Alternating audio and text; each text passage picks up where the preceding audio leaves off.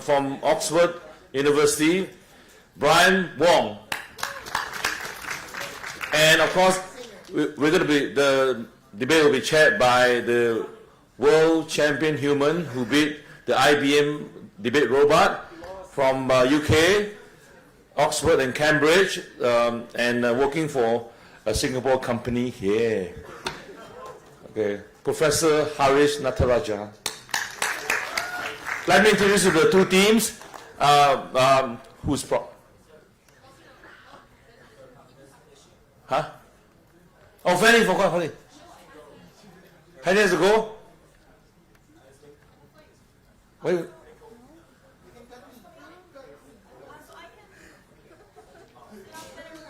Now what do you want to do?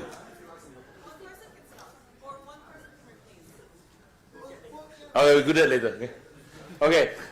In government, we have a team that has a very name that nobody likes: Robert, Wan, and Harish, comprising Matt Song, Jacquelynn Lin, and Linden Li. In opposition, this name is from the chess, checkmate in 3 moves. So that's called mate in 3. We have Brian Lee, Grace Tan, and Evan Shen. Okay, so we need sort out the problem. 1, 2, 3, 4. 6 right now in Franny. Okay, we'll Franny inside. Franny, are you good? So you take it out. Okay. Okay, then can Paul step back? Thank you. Yeah, because they're two Hong Konger. Okay. And your DCA. Okay. So now it passes time to the Harish to commence the debate. Okay, you guys on the screen. Press up.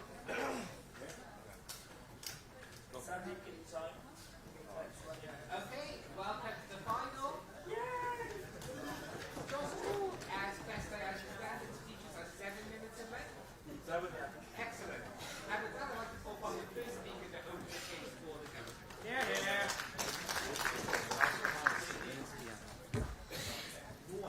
Can I move this computer?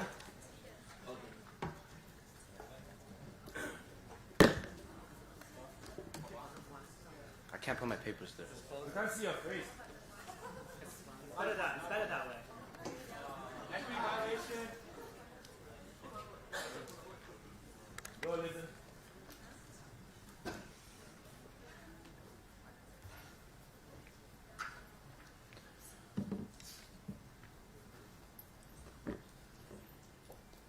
You good? In the status quo, ethnicity is an unfortunate determinant of your future. The fact that we place particular emphasis on this specific ethnic divide has led to discrimination. It's resulted in a mass discrimination in your capacity to access educational opportunities and the mechanisms that allow you to achieve equality. This is not something inherent towards ethnicities. These people want opportunities, they want education, and they often want jobs to support their communities and families. The issue is, however, that previous ethnic movements have already tried to abide by existing political structures of democracy. The problem with that strategy, however, is it's resulted in little change. The state has failed to adapt, civilians still adopt their discriminatory ways, and there's still very much a culture of connections that prevents people from getting in. What we stand for inside government is for people to take these matters into their own hands, to cheat the system, and to increase the likelihood of success. I'm going to forward 2 arguments in this speech. First of all, I'm going to characterize the systematic wrongs that have been prosecuted against these majorities by different actors. No, thank you. And second of all, I'm going to talk about the principle of reparations. But before that, what is the debate about? 2 things to say under this. First of all, this is a moral debate about the moral claim to cheating this system. This is independent of outcomes, and it is not in our burden to prove that this will likely be the best and most successful way to reach equality. Second of all, we are also not talking about edge cases. We do concede that there are probably some rich African Americans in the United States right now, but the vast majority face discrimination and face the plunder of resources as a result of the state. So given that first argument then on the systemic wrong against them, I would point out that the criteria for moral legitimacy in you cheating a system is that a system has wronged you, given that you pursued the best possible outcomes to change that system. We think that there are three actors that have perpetuated irreversible harm, which means one of the few steps left and the only just way to change the system is for you to take actions into your own hands. First of all, the state. We would point out that states generally are designed to protect their people, not just the majority of their people, but to be blind to the different lines of ethnicity and race. The problem is, there are two structural problems, however, why the state has failed these individuals. First of all, they have failed to implement a lack of policies to elevate these people towards a rightful system of social equality. I will point out, in the vast majority of systems worldwide, there are a lack of affirmative action programs to give these people reparative principles. Second of all, I would point out that even if opposition wants to stand for harder means like affirmative action, the problem with that, however, in terms of using the state as a mechanism to correct for equality, is that these policies are not properly enforced in the status quo. We've implemented affirmative action policies to try to get African Americans into systems of power. The problem is, however, whenever they are forcibly put into these positions, it changes the equality they have in perception and are perceived as not being there justly, which has not largely solved the discrimination that has been happening in the status quo. The second institution of discrimination is that of justice. I would point out that justice systems have no jurisdiction insofar as those laws are unjust, and those laws have no bases to be enforced. How then has the justice system been disadvantaging people? Two reasons. First of all, I would point out that they have not corrected the locking out of these minorities as a result of a lack of opportunities. But second of all, I would also point out that they've been directly legislating against ethnic minorities, and those laws are directly intertwined towards educational outcomes and creating the resumes or different achievements that you need to achieve equality. What do these policies look like? It looks like, for example, discriminatory policies in the United States that actively discriminate against African Americans, preventing their freedom of movement, and often not giving enough money towards those communities. And what that means then is they don't have quiet environments or the educational resources that they need to compete against these majorities that arbitrarily got more resources from the state and from these justice systems. The third factor that is most important, however, is the institution of democracy. They might say that you should pursue more just means, like, for example, abiding by institutions of politics. There are a couple of structural reasons, however. First of all, given the realities of demographics, ethnic minorities are still minorities in the status quo, which means they are not significant populations that are able to garner significant swing votes to make it so that politicians have incentives to cater to them. That leads to two outcomes. The first outcome is that funds are often allocated to different districts away from ethnicities. So it means that your public school probably isn't as good as that of a white public school, and that diminishes your capacity to access institutions of education. But second of all, there's a blatant lack of representation in government because you are not a critical mass, and the majorities unfortunately do not vote for you. So it means you cannot use existing political structures to correct for the structural issues of affirmative action, and you cannot institute policies that directly correct for injustice. Point. No, thank you. There are three reasons as to why we correct this principle. First of all, this is an instance of self-defense.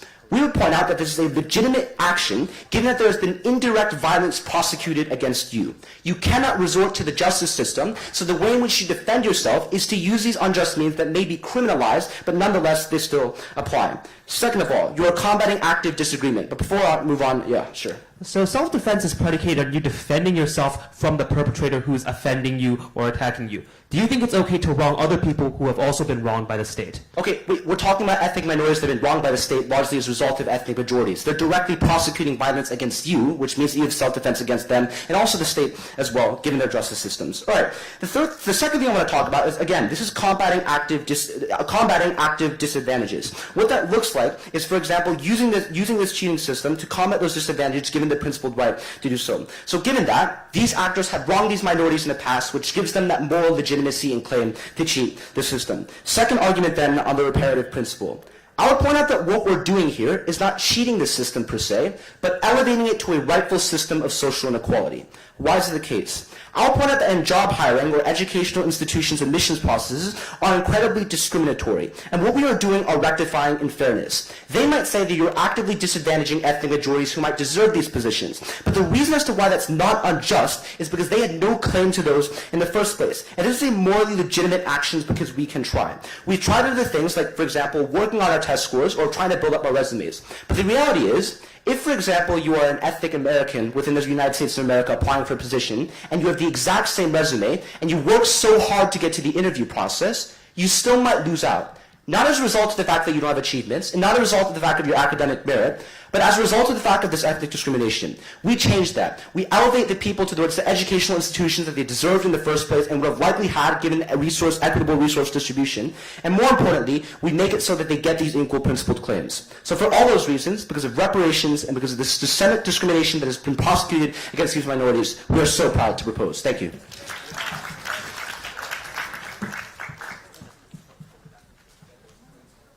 Thank you very much for that speech. I'd like to call upon the first speaker for the oral.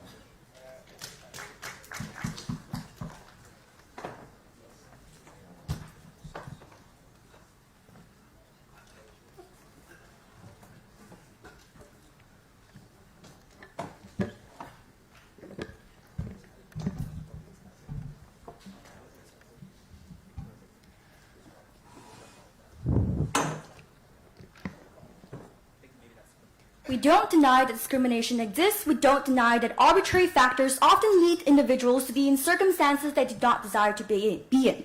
But from Linden's answer to the POI, we can tell that the proposition practically has no case where he concedes to the fact that it is institutions and political structures that have had systematically harmed these individuals, and yet now we're going to have this sort of policy that doesn't harm this institution back, right? Essentially what he's proposing is that the institutions and political structures that have harmed individuals historically exist, and the only way for redress of this is now if we harm other companies and other minorities that we're competing against. Because of this, we do not think it's just. More integrated rebuttals will come afterwards. But before that, to move on, I want to clarify our stance. Our stance is very simple, that we agree that affirmative action should exist on some degree, but it should give people opportunities instead of outcomes. Because the moment in which where you deceive people to get sort of those outcomes, you're breaking the contractual obligations you have when you do, like when you apply for a job, right? And because of this, there are two very important arguments that I would like to forward. Firstly, that this action is wrong in and of itself because of deception, and second, that the amount of third-party harm that you cause is very great, and this makes it morally comprehensible for you to do so, because you don't only harm people who have literally no stake in the game, but you also harm other minorities who, just like you, have been victimized by the state. That you yourself have become from a victim to a victimizer, and that makes your action morally incomprehensible. And thirdly, I would like to argue that there are next best alternatives, and your choice to both vouch for this alternative that makes your movement even worse actually makes it morally comprehensible. So the first argument on why this action is wrong. I would argue it's wrong on two layers. The first layer of what a hiring process means to a company. When a company wants to hire certain individuals, we think this is a contractual obligation for you and the company within supply and demand, right? The company demands some sort of person, you provide that sort of supply, and because of this, it's a legitimate transaction between the types of salaries the company will pay you and the type of skills that you offer. The moment to which, when you're unable to uphold that sort of contractual obligation, harms yourself and it's immoral, because you're not only deceiving the company, but you're also cheating the company out of some sort of financial incentives they might have. Essentially, what you're committing is theft against the company, theft of opportunities against other people who are better and more legitimately able to uphold this sort of contractual obligation. The second layer of analysis under this is why deception is just wrong in this scenario. We think that deception is wrong under this scenario because you're acquiring opportunities that are mutually exclusive, which is to say that you're competing against other minorities, probably just like you, and because you're a better deceiver, you're better able to get certain sorts of opportunities. This is wrong because the fabrication of efforts invalidate the works of other people who have just as legitimately gained those positions through the hard work they've had. And we cannot deny the fact that, okay, there are many people who are discriminated against, there are many people who are impoverished, but they still can use their own agency, they can still use own hard efforts to gain whatever they want. The moment to which that your acts of deception have been caught, you invalidate every single one of these legitimate transactions by other minorities that are just like you. And these people could be women, these people could be members from the LGBTQ community that have also been traditionally discriminated from the job market. Because of this, we don't think that the state or that you yourself can award a higher moral worth to yourself to say that because I'm worth morally higher than all these other people, it's okay for me to put myself at a higher moral ground, discriminating against all these other victims that have also been discriminated against. But before I move on, yes. If historical discrimination is not a good enough reason for redistribution, why would you ever support things like tax policies that redistribute money or ever have any reparations? The reason why we agree that discrimination, the thing is, discrimination is an action of a state. It's an action when the institution has failed you. But the problem is, in the institution of this policy, you will not harm the state in any sort of way. You're harming companies that have no stake in the game. You're harming other minorities who are competing for the same types of jobs that you're likely to apply to. You're not going to be fighting against that white person who graduated from Harvard who's applying to the top best jobs like in the consultancy firms, right? The second argument I would like to forward in this debate is why third-party harm is so great, so significant within this debate. Linden tried to brush us off by saying that this is a principal argument, and hence we should not consider all these third-party harms. But no, we like to contest that yes, just because this is a principal argument, you have to contest the sort of harms that will occur to other victims who, just like you, have been victimized. If there is a more legitimate recourse, if there's a more legitimate and better alternative, that you should go towards that alternative. Who are the people that are likely to be harmed? One, people of your own ethnic races. Look, this sort of policy, and once this policy is instituted, it's likely you're going to get caught at one point in time. The moment to which one individual is caught will taint the entire ethnicity for the sort of legitimate hard work they have put in. This is uniquely harmful because now that you have somehow advanced yourself with this sort of deception, you have largely diminished everyone's position within their society. You have put them in a lower social position, and that is very, very terrible because you're victimizing the very victims that you're trying supposedly to help for. The second type of people that you're likely to harm are other competitors that are just as minority as you. And this is important because we have to admit the fact that ethnic composition is not the only problem that discriminates against you. There are women, there are members of LGBTQ minorities that have largely also faced discrimination within their lives, and these sort of discriminations are non-comparable. Which is to say that when you yourself, because of your race, is able to use this sort of thing to gain some sort of higher ground within a company, you're actively discriminating against other people who have suffered other sorts of discrimination that are non-comparable to yours. This is morally bad because now that it is morally bad because you're actually enacting the very thing that you're fighting against, right? You put yourself in your own cognitive dissonance when you can and be principally consistent with what you want. But the last important group of people that you harm are companies. And we think that companies should not be harmed for a few reasons. One, we simply don't think that it's true that every single one of them participates in some sort of discrimination. We think that if companies have discriminated in the past, it's largely a situation of circumstance. We just say that, like, let's say before the civil rights movement and companies discriminate, we don't necessarily say it's their fault because that's how the society was like. But secondly, we also don't think that even if, let's say, companies were supposedly responsible for discrimination, we don't think it is fair that you concentrate the amount of harms upon this discrimination that you have felt upon companies. Instead, we think you should attack the legal institutions and social structures that have inherently wronged you in your access to opportunities such as jobs, such as wages. But the final argument I would argue is that not every single alternative has been exhausted and there are better alternatives. The better alternative is important here because A, we already see organic change happening, and this is important because we see a lot of political empowerment that has occurred. But B, the moment to which you institute this policy, you actually harm and undermine the sort of organic change that is likely to occur, putting fundamental damages within your movement, making yourself very morally comprehensible. Because A, we protect whatever the discrimination, the marginalized people's rights better, and B, we're better uphold a better moral compass for both the companies and the people and the society. We think we have won this debate. Thank you.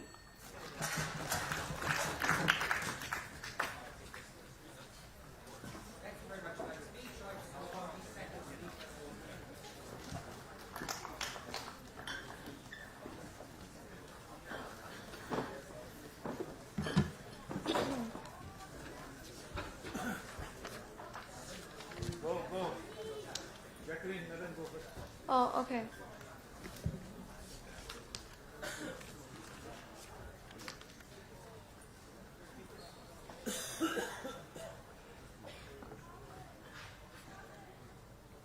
Okay, go.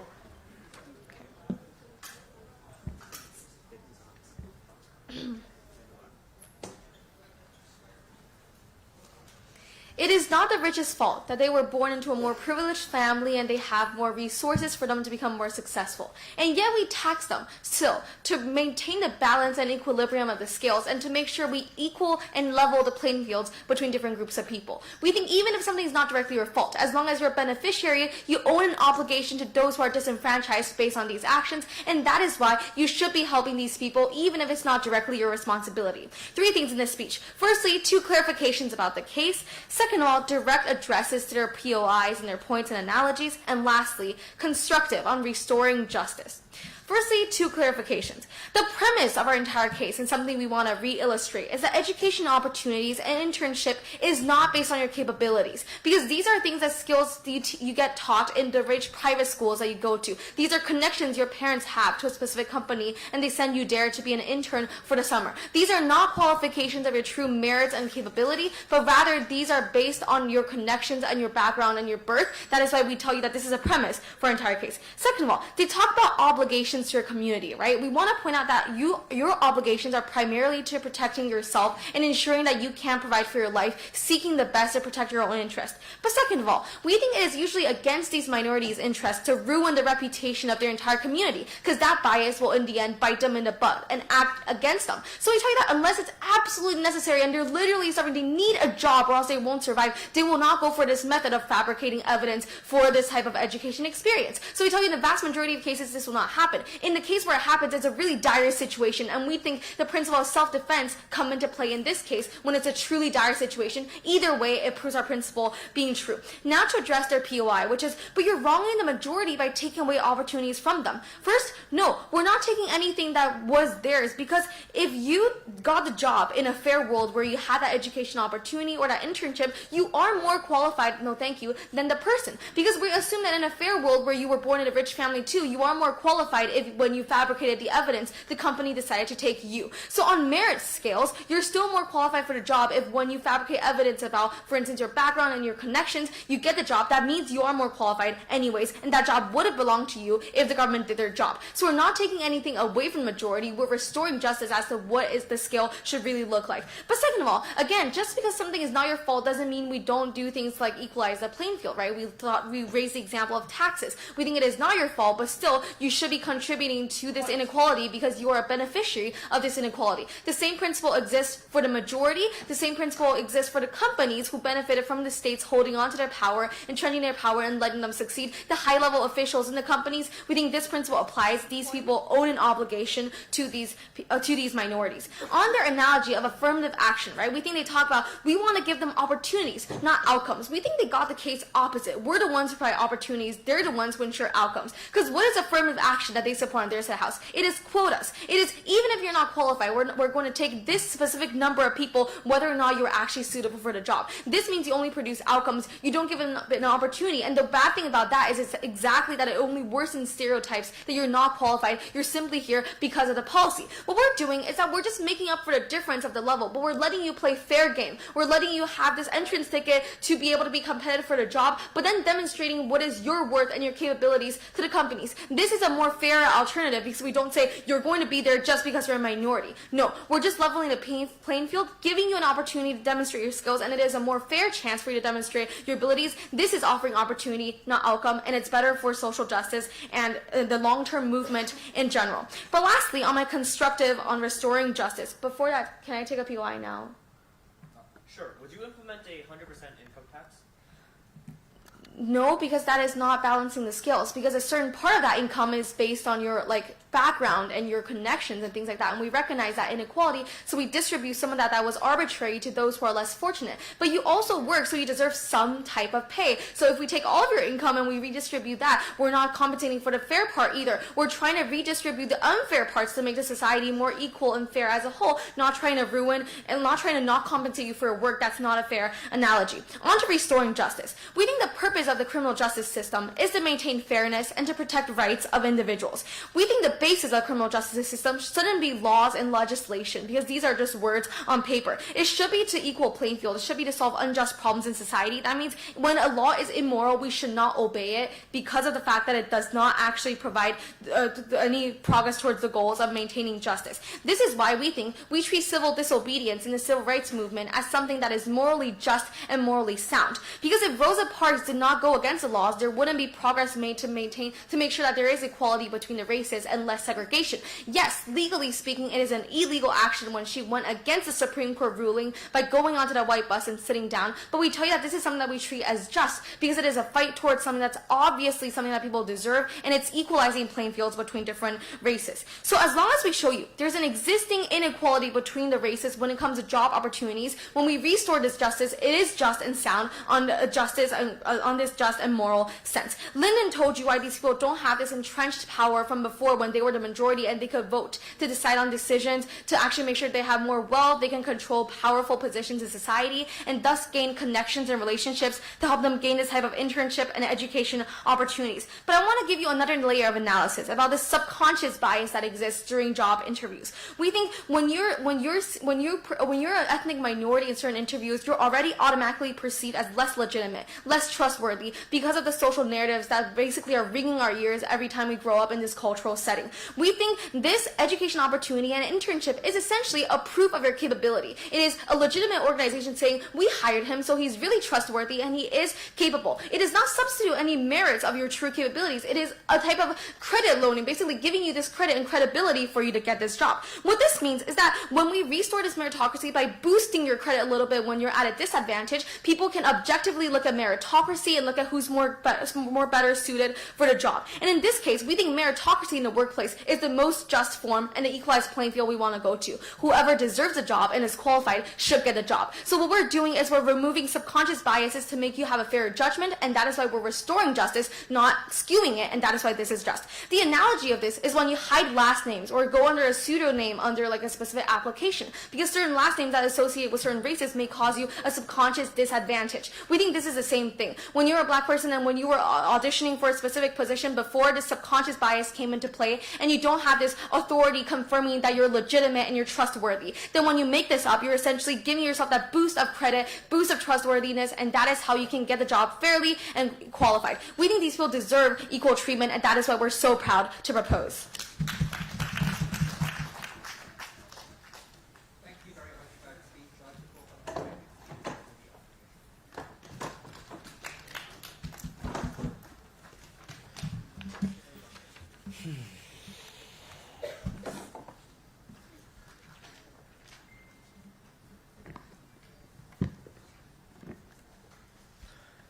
I think there's just one big question in today's debate. Why is this something that is principally unjust? And I'm just going to analyze this from three main areas. Firstly, the principle of deception as a whole. Secondly, the amount of third-party harm you create and why that makes this any type of reciprocity principle invalid. And thirdly, what the likely alternatives are going to be and why they're comparatively better, and furthermore, why they're worsened on their side. That's going to be a little bit more of new material. But firstly, let's just talk about the principle of deception that Grace gave you, right? Because she explained to you why this fundamentally violates a lot of the basic transaction principles that come in the interactions that everybody makes. That can be from ethnic minority to non-ethnic minority, or even between one another. And importantly here, deception in and of itself already violates all of the principles that brought you any type of legitimate advantage that came in your life in the past. And because of that, that is a principle that almost every individual must remain intact. Otherwise, there is no legitimacy in any type of action that occurs in any type of transaction, even ones that benefit you, right? But importantly here, what were the responses that we heard from proposition?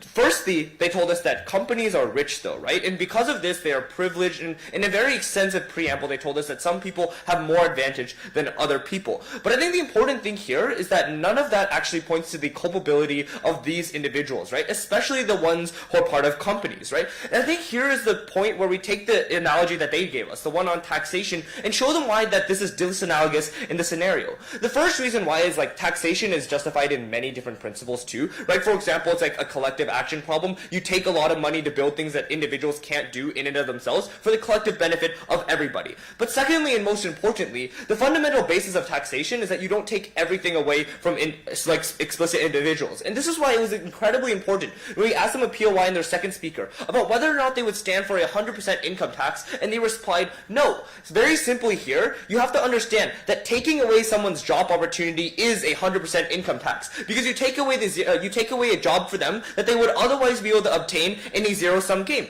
So importantly here, they need to explain to us why it is that the individuals who you deny their job opportunity, the companies from which you take their money and give them no returns or in terms of meritocratic effort or productivity that they expected to be paying for, why that is justified, especially given the fact that there is no reciprocal relationship between them taking away from you, and furthermore, there is no justification for why all of that money needs to be taken away versus some slight more nuanced or subtle policy of affirmative action, right? The second thing that they talked about was that not everyone is going to do this. And I think that's just probably something that is not realistic, right? The point at which you give someone a mechanism to do no work and get equal benefits as everybody else, they're probably going to take that, they're going to take that offer. And the reason why that's so is just very simple, right? People tend to be quite lazy. You expend less energy by just fabricating your resume rather than doing things. So I think the important here to understand is it's not just the most underprivileged people who are likely going to be using this policy. It's likely going to be everyone who can take advantage of it. And importantly, that also probably is going to include a lot of the people who are ethnic minorities but stand in positions of power, right? People who are also male, also cisgender, also tend to be rich and have connections in places that allowed for them to prosper in the first place. The fact that you say that this is legitimate also needs to necessarily include all the diversity of intersectionality that exists within ethnic minorities themselves. Sure. Minorities aren't inherently lazy, and the cases that we're talking about are those where they do have academic merit and are qualified, but don't get that last job interview because they're being discriminated against. Given that in numerous cases ethnic majorities have had advantages, why then can you not restore that given that institutions haven't worked? I'm not saying ethnic minorities are lazy. I'm saying people are lazy. And when you give people the opportunity to get a lot of free stuff without working for it, everyone is going to take that opportunity. So then, second thing on third-party harm and why that delegitimizes their principle. I think the important thing here is that almost all of their principle was based off of some sort of culpability and reciprocity of past egregious crimes and converting that to positive benefits now for your people. But the important reason why that can be devalued from third-party harm is because you now inflict harm upon individuals who had no participation whatsoever within the transactional relationship of, for example, what they might call discrimination from the past, right? And importantly here, there's three main actors that we told you are probably likely going to be hurt. The first of which would be the people of your race, right? When you have potentially risked the ability of you being caught being defrauding certain companies, not only do you taint the image of your people as a whole, but you worsen the subconscious images that they talked about in their previous speech, right? The credibility of your entire race as a whole is probably going to be taken away, right? And this is reinforced by the existent implicit racism that a lot of people feel, right? You only need to give one more excuse for white people to say, oh, those Mexicans and black people really don't work whatsoever. These are probably just fake applications. We don't need to take any more of them, right? But secondly, you also hurt other minorities in that a lot of people have suffered from the consequences of state failure, etc. in the past, but the point at which you allow only one sector of minorities to cheat the system and game the system, you undermine the work and the effort that goes into all of the successes that have come from everybody else who has faced disadvantages that are not exclusive to race itself. And thirdly, you just hurt companies as a whole, right? And just because they tend to be the ones who are slightly more privileged in this scenario doesn't mean that they necessarily get to have everything taken away from them. And this is especially important given the fact that a lot of their analysis, especially in first speaker, was all on state failure, right? They have to understand that A, this is not state policy, and B, this is not a policy that hurts the state. And so, given that all of the crimes that happened in the past were done to you by the state, I would say that the principle of reciprocity can only be properly forwarded if the actor that is harmed or the actor towards which has to give benefits to ethnic minorities is the ones who harmed you in the past, which they say is the state. It is unjustified then to hurt other ethnic minorities, other minorities as a whole, and the people who had no relation to your disadvantage in the first place. Lastly then, why do we think there are going to be better alternatives, right? I think the fundamental crux of things that we're willing to stand for outside of this are probably things that give you opportunity rather than just flat out outcome, right? For example, expanding the opportunity for people to get access to jobs and work experience proportional to how much you would be able to get if you're of a different race. But the important difference here is that you don't receive all of the harms that they talk about. That is to say, these other alternative mechanisms, A, don't create the third party harm I already mentioned, but B, B, don't change the social perception of your race as a whole, which oftentimes contributes to the systematic problems that they talk about, which are why structurally changes are difficult to acquire. What they end up doing is they make it even more difficult for any other structural changes to ever occur. And the reason why that's quite important is, I would say if you want to compare the end goals of the two sides, I would not want to imagine that the end goal of their side would be a good one if the ultimate result is everybody does get somewhere marginally because they're able to cheat, but they're unable to access all the other structural changes that we think are even more important to activating their freedom and their liberty that they have been structurally denied over the past years. Ultimately, at the end of this debate, this is principally just because it deceives people, it hurts other people, and it also worsens your ability to enact actual alleviation of all the poverty and the disenfranchisement we've seen in the past. We're very proud to oppose.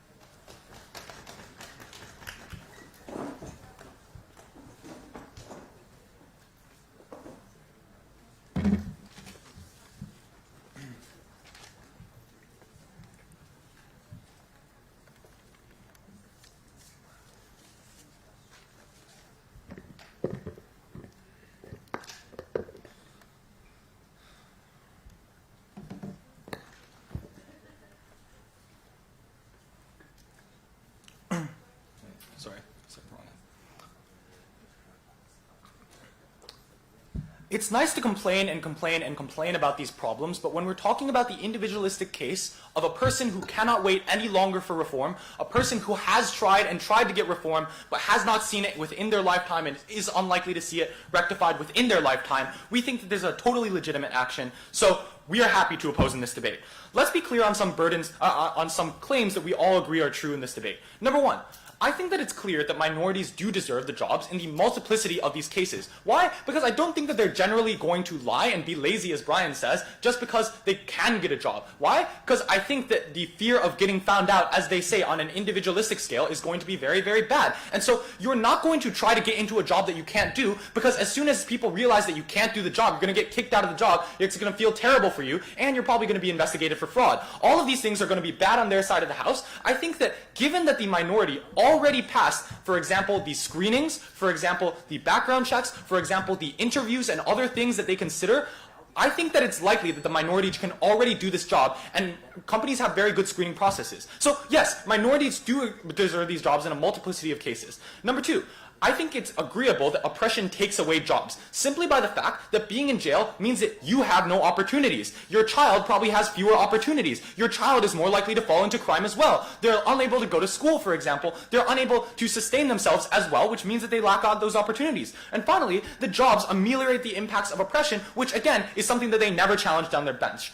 What I want to point out is just firstly, all of their claims in basically the back half of that second speech were about strange social impacts, about how everyone's going to turn more lazy, and about how this affects other minorities. The first thing I want to point out is that's not a narrative debate about large groups of people flocking to lie on their applications. I'm talking about the individual moral consideration. But secondly, I want to point out that the social impact of a particular action should not be the primary consideration in an individual person's case, particularly in the case of these individuals that need help most. If anything, they are just pinning the blame on the individuals who need help most. I don't think that that's a just moral system. I'm going to do essentially three things in this speech then. Number one, I'm going to prove that these minorities deserve reparations. Number two, I'm going to prove that they deserve the right to self-defense. And number three, I'm going to prove that this in particular is a justified way to do it. Number one, why do they deserve reparations? What I would argue on our side is that, yes, these companies may, in a very direct and surface level sense, not be culpable for the crimes. However, I would argue that beneficiaries do pay for crimes. Why? I would argue because beneficiaries, even though they do not opt in, still benefit from the crime in a way that we consider to be illegitimate. So the aspect of choice is random there, because it does not matter whether you opted in.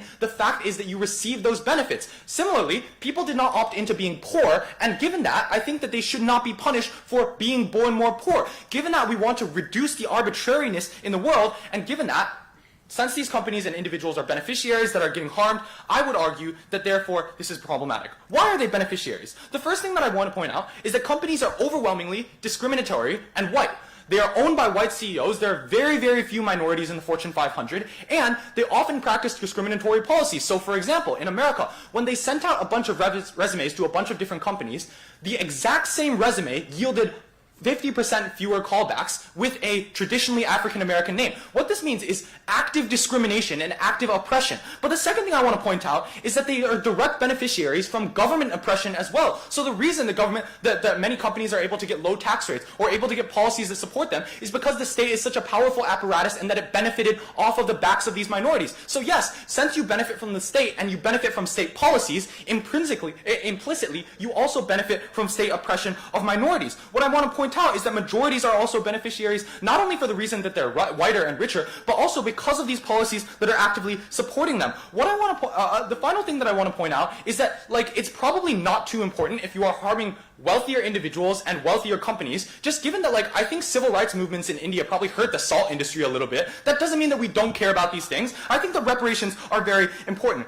Crucially then, if any of this was false, if any of this was true, then this is the justification for why we have taxes. They try to say it's 100% tax. I would argue no, because you're taking away a singular opportunity. But the reason that we have taxes and redistribution at all is because we believe in this distributive principle, we believe in this reparative principle, because we believe that some people are systematically harmed, and we believe that they do have some right to other people's money. Otherwise, they would say, well, you were born rich, but you had no choice in being born rich, and so you shouldn't pay any taxes at all. It's not 100%, it's the existence of tax in the first place. The second thing I want to point out is that this is an instance of self-defense. So even if you don't believe any of the reparation argument, this is still an instance of self-defense. So even if you harm third parties that are so-called illegitimately, it is still legitimate by the means of self-defense. Why? Number one, I want to point out that blaming any problem of self-defense on the minority solely is tantamount to solely oppressing the individual most in need. And I would want to point out that, for example, the white person who, if this person does not cheat, gets the job, is never punished in the first place.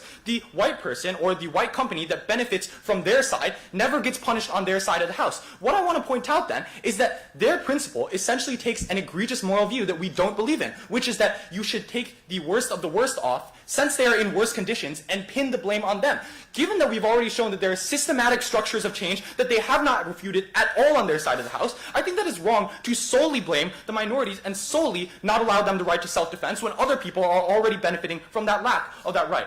But also, what I want to point out is that the lack of systematic change in the short term is incredibly important, because they might argue it gets better in the long term, but in the short term it is important to individual people who are living right now that they get the ability. So yes, a black person 20 years down the road might have better rights, but you right now need rights as well, and you have equal rights to others. What I want to prove here is that you can cause third person harm even if it is to an uninvolved individual. Why? Because when you believe that there is an imminent and real threat to your life and your livelihood, as I would know not having a job does, then you have the right to act to protect yourself. What does that look like? So for example, if you believe that there is a home intruder and you genuinely believe you're in danger, you can shoot. If you are running away from someone who is assaulting you, you can push someone out of the way. All of these might harm a third party who is uninvolved. But because you are protecting yourself in the first place, it is considered legitimate. So you can cause third party harm. I think that shackling minorities to other minorities is particularly wrong when they bring up that argument. Why? Not only because of this, but also because they claim themselves that you shouldn't be punished for the fact that you're white, and you shouldn't be tied to the fact that other white people oppress them. So I don't think that you should tie minorities to other minorities. The final thing I want to prove is that this is particularly just. Why? Because I don't think the deception is particularly illegitimate. I think that this is an illegitimate transaction, if anything, therefore rendering deception legitimate. And response to 100% income tax is that it's a single opportunity. Not every single opportunity they'll receive ever. So yeah, it's 100% right now, but you'll get another job later. Crucially then, this is an affirmative action policy for rectifying wrong on the ground. It is also a reparative policy that is justified independently, and a self-defense policy. All these justifications have not been touched on their side. Very proud to oppose.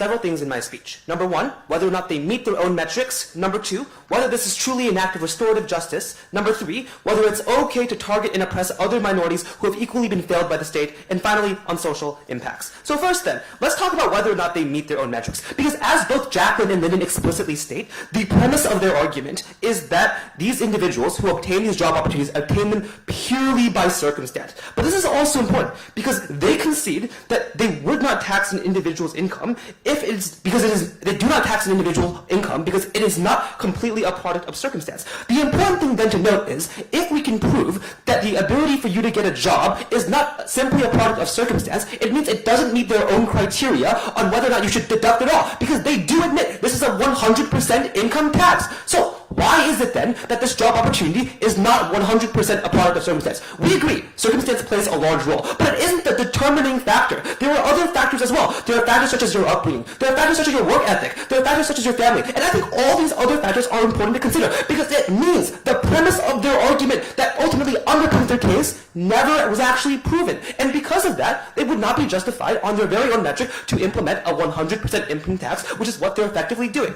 Second then, is this an act of restorative justice? And I think the first thing to note is they keep claiming this is an act of reparations, therefore it's good. The first thing to note is that reparations are contingent on A, you getting redress from people who originally took stuff from you or originally wronged you, but B, that redress going to the people who actually deserve that money or deserve that redress. They never proved any of this. Why? Because firstly, the agreement of employment is a transaction of money and particular services between individuals. Insofar as you're lying about these services, insofar as you're lying about the skills that you possess in order to get this, I think this is illegitimate. I think the crucial thing to note then, no thank you, is that you cannot hold these types of corporations as people who are accountable, right? I know Matt tried to say that they're beneficiaries because they're all white and they're all discriminatory, but I just don't think this is true in encompassing every single company in the world and every single company within any society, right? Like, we can agree that there are really bad corporations, but I think in your case, especially the burden of proof on prop is to prove this is legitimate in every single circumstance, even circumstances where those companies are not legitimate, where they are like made up of ethnic minorities and run by ethnic minorities as well. And I think that an inability for them to address the totality of their burden means that they have not proved this. But a second thing to note is that you now have to prove that these people deserved that money and they deserve that redress. But the crucial thing to note is that you cannot be sure in a counterfactual where these minorities were right that they would have indeed gotten the job. And therefore, no thank you, they have no moral claim to the job position in the very first place. It could have otherwise gone to another ethnic minority. So it's like plausible that that the ethnic group in general deserved that spot, but it is also unclear why that individual deserved that spot, which means they have no moral claim to it. It is not an act of restorative justice if you cannot prove that you originally deserved it. No thank you. Second thing to note then, third clash then, is it okay to target and oppress others who have also been failed by the state? And I think the important thing to note is that the principle of self-defense presumes that ethnic minorities are acting in an act of self-defense against the perpetrator of their oppression. But there are reasons that we gave you why this condition wasn't satisfied. Firstly, because privilege does not just fall along ethnic lines. And this is really, really important because often the opportunities that you're taking people from, the competitors in the job pool that you are actually that you're excluding as a result of you lying are not just privileged white people. They are also other minorities. They are people who suffer from different forms of oppression. Like, it's unclear to me that like an African American who is an ethnic minority is automatically worse off than like a person who is white but is also a female and suffers from the subjugation of the patriarchy, right? And because it's impossible to compare different forms of oppression, I don't think it's just simply neat for you to say that, oh, you can just get rid of other forms of oppression because the only form of privilege that matters is the ethnic composition. That is not true, and that's also crucially important because then it's not an act of self-defense. It's an aggressive attack against others who have already been wronged. The second thing we then told you was that actions that result in excessive third-party harm against innocent parties is crucially unjust. Again, no thank you, they responded that this is self-defense. A few responses to this argument. Firstly, we don't think that this self-defense is true, but even if we accepted this was the case, they never proved that it was proportionate self-defense. Like, we can all agree that you can defend yourself if you're being attacked, but if you think about it hypothetically, if someone lightly punches you on the arm, is it legitimate to kill them? No. You have to also prove that the self-defense in and of itself is legitimate. And insofar as we can claim that other minorities also needed this job position very, very badly, that they probably are in similar circumstances to you or other things like that, then this is an act of self-defense that is disproportionate. The third thing to know is that you never ultimately proved that, the third thing to know is that you massively harm other members of your own ethnic community through this policy. Why? Because if it is the case that you are potentially discovered, and this is a risk that individuals should assess in making decisions, what you then do is you condemn the rest of your race, and the rest of your ethnic composition, hold on a moment, to face those consequences. You reinforce stereotypes that these people are lazy, that they are liars, that they are deserving of positions, and all of this is something that's reflected on everyone else because of the context that you know all too well, that you and your actions will then be used to generalize an entire race as a whole. Before I move on, yes? The issue with your case is that the reason you don't give reparations is because you're not sure how much you're owed, and it wasn't offered to you yet. The reason you don't have self-defense is because it's unclear whether it's proportionate. The issue is, you are always erring on the side of going against the minority and going against the ones most in need. Why is that a justified principled metric? No, we're arguing that the people who you harm the most clearly aren't the people who are responsible for committing acts against you, right? Like, you're clearly, in a lot of cases, no thank you, likely to wrong other minorities or other people who you have not proved are responsible for the types of oppression you face. And insofar as that is the case, that's something that you had to prove, right? Their only response to all of the material we gave you was that it's bad to tie other minorities to other minorities. Like, first of all, this is not even analysis, right? But second of all, it is, no thank you, wildly unclear to me why it is legitimate to get a leg up off of others. Because if you apply any of the principles they want symmetrically on their side of the house, then you are the actor, then you are an actor of oppressing. You are someone who was doing the very things that they were so against in the first place. Because that is effectively the same crimes that they wanted to repair so much to these people that you are now committing against others in order to get that position in the very first place. Finally, social impacts. We told you right now, organic change is happening, we admit too slow, but nonetheless present. But people in the future conceivably could live a life where they are able to access more meritocracy. This is bad, because on your side of the house, this policy represses existing advancements and therefore actively denies people in the future, right? Their response was like, well, this is a credit loan, so you can kind of prove that you're good, and therefore it'll be better for people in the future. The first thing to know is that this is based on like stolen credit, but second, like, you have to prove these people are likely to perform well. Insofar as they don't have the qualifications they've said they had, they don't meet the expectations that these companies had because the expectations were fabricated about what they could do and what they have achieved in the past, it's structurally unlikely why you're actually going to reach this position and how you're going to do well. And this is important because it isn't just about principles. If your principles are about restoring justice and you make justice worse because you regress the movement, you regress existing progress, then this is also something we have to consider in a substantial way that we weigh this debate. So because we stood for individuals and we stood for minorities as well, very happy to propose. Thank you for that speech. I'd like to call upon the opposition to give you reply.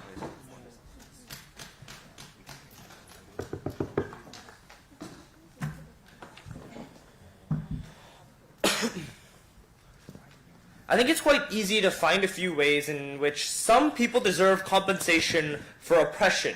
But that in and of itself, and more intuition pumping, can never be a justification for a vigilante blanket policy, which affects every single actor that are considered under a branch of ethnic minorities and affects every single corporation for the sole purpose and justification of acquiring jobs. At the end of the day, they failed to deal with the nuances of how oppression worked and how the principle of reciprocity after such oppression has occurred should be dealt with. And they tried to brute force it with a policy that would only end up hurting ethnic minorities and denying everybody else the ability to acquire the just compensation that they actually needed. So because of that, I'm just going to go through my reply by going through each individual principle that they tried to talk about and why this was probably going to be disanalogous in at least a significant part of the cases that this debate is going to affect, right?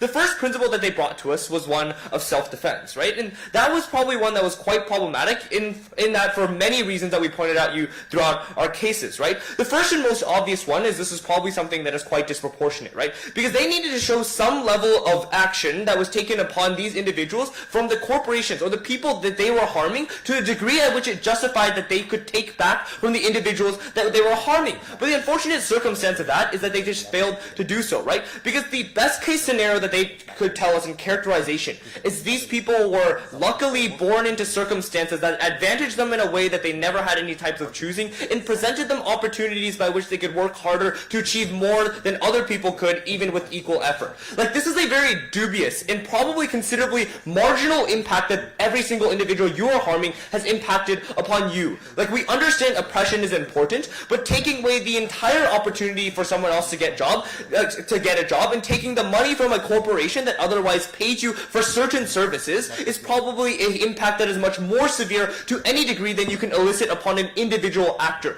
The ultimate thing is, even though they only talked about state failure, I would probably suggest that it is a societal failure. But the problem is, it's always disproportionate to take all of the blame that society as a whole has caused to you and place all of the harm upon one individual actor and place them responsible and for them to suffer the consequences for what you view to be injustice. The second thing that they told us was this instance of why has been a lot of state failure in the past. And the two things to note here are, firstly, you're not actually holding the state accountable to any actions whatsoever. You're probably at best just creating some type of anarchical state. But secondly, and more importantly, the failures of the past of the state are not justifications for you to do anything that you want whatsoever, especially if the state is the one who is responsible for the harms that you have elicited, right? The same justification could then be given to saying that, oh, I can go around and murder O.J. Simpson because the state wasn't effective in prosecuting him and giving the decision of justice that I view to be just, and so I can take these actions into my own hands. So state failure can also not be blamed on the individuals who are likely going to be harmed in today's debate. But lastly, the instance of an arbitrary birth lottery is probably just one that on a matter of degree is nowhere near the amount of harm that these individuals are able to afflict. So what then were those harms that we brought to you from the very beginning of today's debate? The first harm that we gave you was that of third-party harm. And this hit multiple different actors, almost none of which were responsible for the consequences that you talk about in your, that Prop talks about in their speeches, right? Firstly, the other ethnic minorities who by arbitrary means are not as good as you at deceiving corporations, right? The other individuals within your race who are going to have tainted images, but they never reap any of the benefits from you cheating and gaming the system. Secondly, the other minorities who are also going to suffer the same consequences by reinforcing majoritarian rhetoric and nativist rhetoric that is going to hurt them equally, even though they had no part in the benefits of your actions. But thirdly, the corporations who existed in and of themselves as a corporation that legitimately tried to transaction with other individuals. And it may be true that some corporations are bad, but it'd be probably absurd to say that all of them were participating in discrimination to the level at which they would like to characterize. But secondly, and even more importantly, you also blocked out some of the most important alternatives that were mechanisms by which you could alleviate your own oppression. That is to say, any other mechanism of government policy is probably now much less likely because you've reinforced the subconscious biases that prevented them in the first place, and thus this became the only form of redress that anyone would ever be able to get. At the end of the day, this hurt minorities in all instances we were very proud to oppose. Thank you very much for that speech, and the final speech for the government.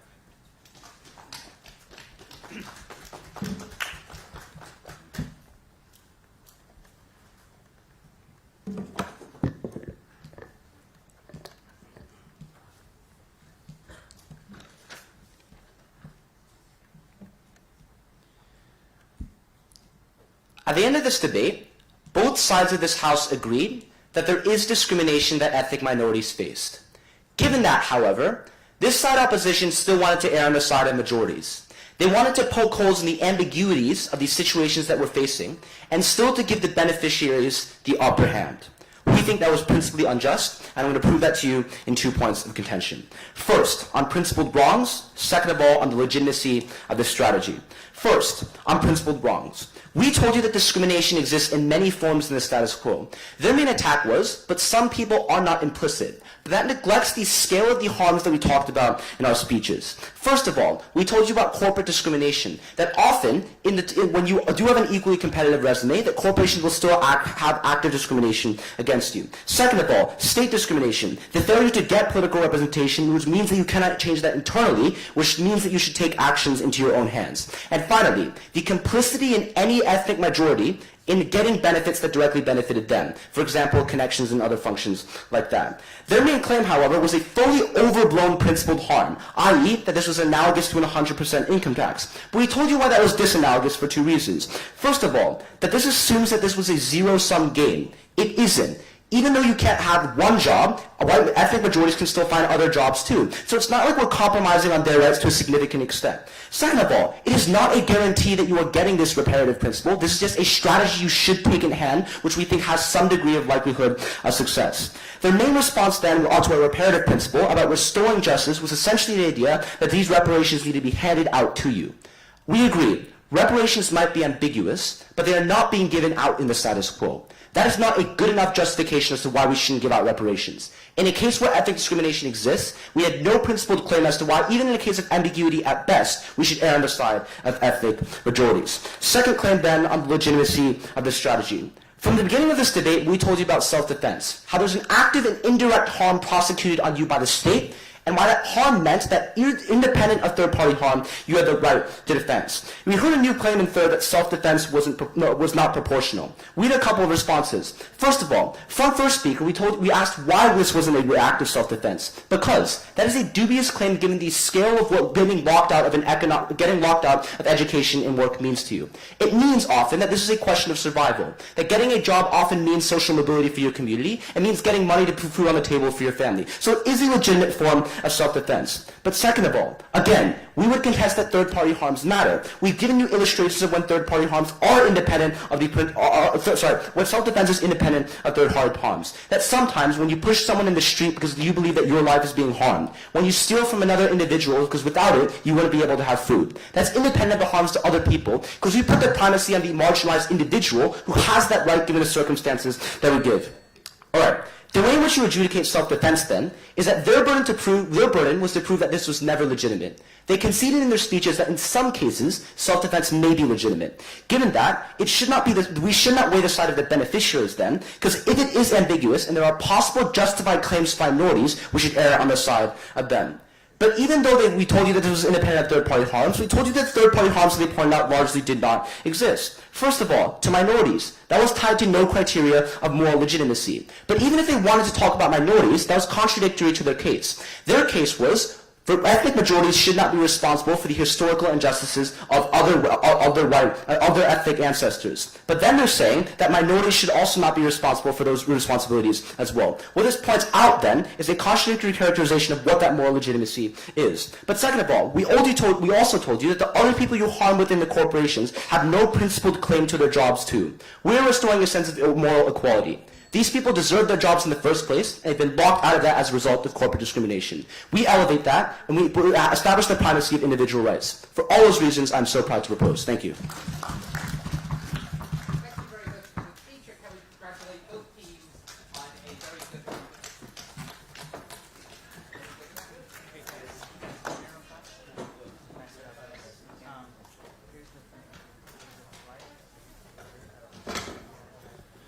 Could everybody please give them a big hand again?